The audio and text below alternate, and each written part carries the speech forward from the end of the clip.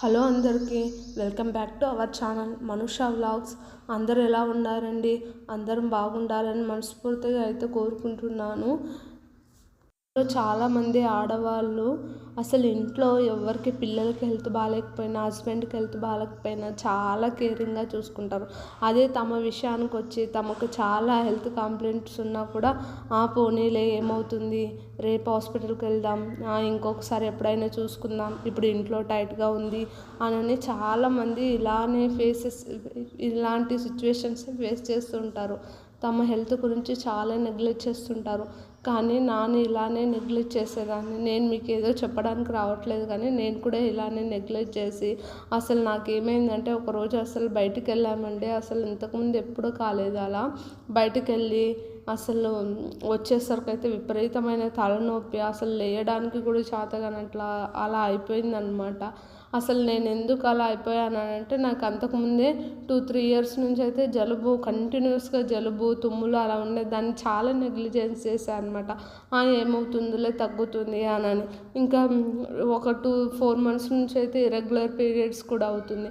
సరేలే వదిలేద్దాం, ఏమవుతుందిలే వచ్చేస్తాయి టైంకి, ఏమవుతుందిలే అని ఏదో రోజులు గడిచిపోతున్నాయి అన్నట్టు ఇంట్లో వర్క్ చేయడం, ఇంకా టిఫిన్ బాక్సులు పెట్టడం, ఇలానే నా పని అంతా సరిపోయేదన్నమాట. నా హెల్త్ గురించి నేను కేర్ తీసుకోవడం అనేది మొత్తానికి ఆఫ్ చేశాను అనమాట. ఇంతకుముందు కూడా తీసుకునేదానికి కాదు, కాకపోతే ఇంకా ఏదో ఏం అవుతుందిలే అని చాలా నెగ్లిజెన్స్ చేశాను అనమాట. అసలు ఒకరోజు బయటకు వెళ్ళొచ్చిన తర్వాత తెలిసింది నా హెల్త్ ఏమిటి, నా సిచ్యువేషన్స్ ఏంటి. అసలు ఇలా నింబడితే కూడా కళ్ళు తిరిగేటంట్లో అలా అయిపోయిందనమాట. ఏంటి ఇలా అయిపోతున్నా? ఫస్ట్ మనం బాగుంటేనే కదా మన ఫ్యామిలీని, మన పిల్లల్ని, మన హస్బెండ్ని అందరినీ మంచిగా చూసుకోగలుగుతాం. ఫస్ట్ మన హెల్త్కి, వాళ్ళతో పాటు మన హెల్త్కి కూడా ఇంపార్టెన్స్ ఇవ్వండి. అందుకని నేను కూడా ఒక డిసైడ్ అయ్యి అసలు మన హెల్త్ని చూసుకోవాలి అని అయితే ఇంకా యోగా స్టార్ట్ చేశానమాట ఎర్లీ మార్నింగ్. ఇది వచ్చేసి ఎర్లీ మార్నింగ్ 4:30కి అయితే లేచి ఇంకా నిన్న చపాతీ చేస్తా, చపాతీలన్నీ అలానే మిగిలిపోయాయి, ఎవరు తినలేదనమాట. అందుకని చపాతీలు ఏమొద్దులే అని రైసు పాలకూర చేసేసి టిఫిన్ బాక్స్ అయితే పెట్టేశాను. ఇంకా మా వారు వెళ్ళిపోయిన తర్వాత నేనైతే ఇంకా యోగా అయితే చేసుకుంటున్నాను అనమాట. ఇదైతే ఇంకా పీసీఓడీకి సంబంధించిన యోగా అయితే యూట్యూబ్లో చూసి అయితే ఇంకా చేస్తున్నానండి. ఇంకా నేను ఇవన్నీ కంప్లీట్ చేసేసరికి అయితే 6:30 అలా అయింది. ఇంకా అంతా ఊడ్చేసి ఇంకా బయట వాకిలి ఊడ్చేసి నీళ్ళు కొట్టేసి ఇంకా ముగ్గు అయితే పెడుతున్నాను. అంత లోపల మా రిషి కూడా లేచేస్తాడనమాట. రిషి లేచి కూడా నేను కూడా ముగ్గు పెడతానని అయితే ఇంకా పక్క నుంచి కూర్చున్నాడు.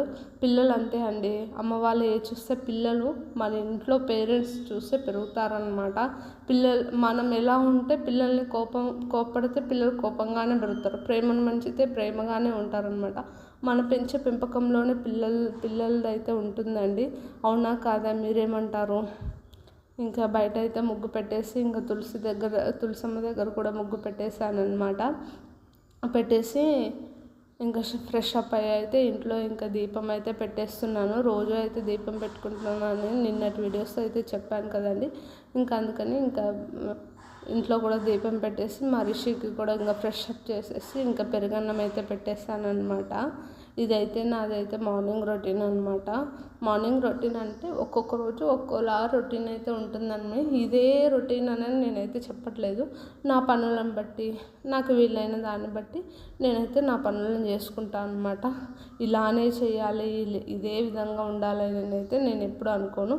నా టైం ఎలా కుదిరితే ఆ విధంగా అయితే ఫాలో అవుతానండి. ఒక్కొక్క రోజు ఉదయం వర్కౌట్స్ కానప్పుడు నైట్ సాయంత్రం కూడా చేసేస్తానమాట.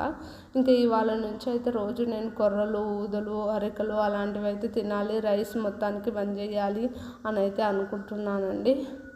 ఇంకా నా వీడియోస్ కనుక మీకు నచ్చినట్లయితే please like, share, subscribe and bye bye.